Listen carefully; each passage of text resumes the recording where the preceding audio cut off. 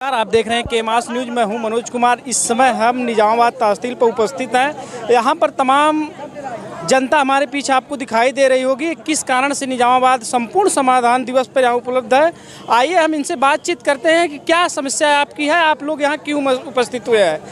आइए, क्या नाम है? सबसे पहले अपना नाम बताइए। मेरा नाम है अंगद राजभर। मैं सुहेलदेव भारतीय समाज पार्टी से विधानसभा अध्यक्ष हूँ निजामाबाद। किस गाँव से हैं? खुटौली ग्राम सभा से। क्या समस्या है आपकी? समस्या ये है कि कोटेदार को लेकर के।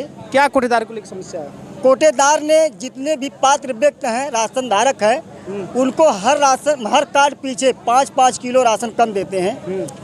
इस बात को लेकर के हमारे ग्राम सभा के कुछ लड़के गए, पूछने लगे कि आप राशन क्यों कम देते हैं। तो उन्होंने बोले कि जो है हमको माने रामलीला में देना है। तो फिर सभी लड़के वहाँ पर फ़ोन किए प्रधान के पास, क्या आप बोले हैं? बोले नहीं, हमसे कोई मतलब नहीं है, हम तो खुद जनता से मांगते हैं, हमको वहाँ से कहने की क्या ज़रूरत है। यही बात पूछने के बाद हमारे ग्राम सभा के एक लड़का था, गोविंद राजभर है, ये लड़का है, इसको लोग माने अलग बुलवा करके माने काफ़ी मार दिए। किसके द्वारा मारा गया? ये मैं तो सबसे ज़्यादा दोषी बनाऊँगा जो वहाँ का कोटेदार है, रामप्रीत यादव है। कोटेदार तो सुनने में आ रहा है विकलांग है। नहीं, कोटेदार विकलांग है तो लाठी कैसे उठाता? वही चीज तो कैसे उठाता? वही चीज आपसे मैं कह रहा हूँ, उनके घर पे जो लड़के थे उनसे मरवाया, लेकिन जिम्मेदार तो कोटेदार है। ये कहिए तो माना जाए। कोटेदार तो ही जिम्मेदार है, क्योंकि अगर वो एजेड है, बुजुर्ग है, वो तो बच्चों को समझाना चाहिए ना। ये भी गांव का लड़का था, वो भी गांव का लड़का था, कम से कम उसको समझाना चाहिए। लेकिन कोटेदार ने खुद लाठी निकाल करके आया और बोला मारो सालों को मारो।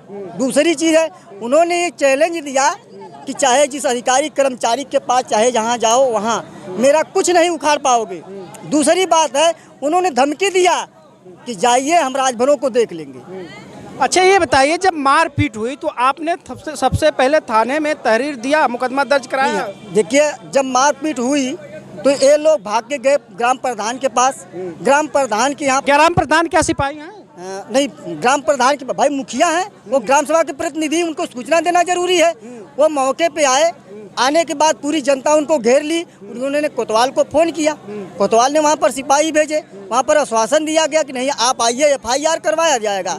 लेकिन कहाँ से यहाँ पर से SDM साहब भेज दिए, सप्लाई इंस्पेक्टर साहब से वहाँ पर बातचीत हुई कि चलिए जो विवाद हुआ, लेकिन हम लोग आज से वहाँ पर राशन लेने के लिए नहीं जाएंगे, वहाँ से कोटा को निरस्त करवाया जाए। तो मारपीट हुई है, मुकदमा दर्ज आप लोग नहीं करवाए हैं? मुकदमा दर्ज नहीं, थाने पर शिकायत नहीं की है, डायरेक्ट आप तहसीलदार साहब SDM साहब के यहाँ आकर कोटे को निरस्त करवाने की मांग कर। हम लोगों का सबसे मुद्दा है कि अगर वहाँ पर राशन रहेगा, हमेशा मार होगी, तो पहले राशन वहाँ से कोटा ही हटवाया जाए, ताकि वहाँ पर मारपीट दोबारा ना हो सके।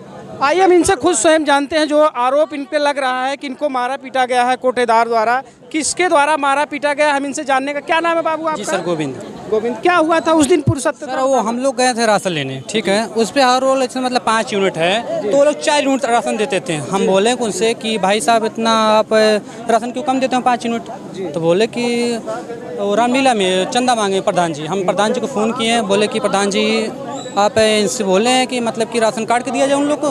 प्रधान जी बोले नहीं, हम तो नहीं बोले हैं ऐसा। तो ठीक है, हम फिर आए उधर से, फिर बोले कितना कम क्यों राशन दे रहे हो आप?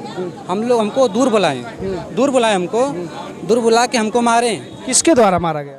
प्रधान वो जो है कोटदार हैं, वो अपने लड़के नहीं उनको बुलवा के मारे। अच्छा।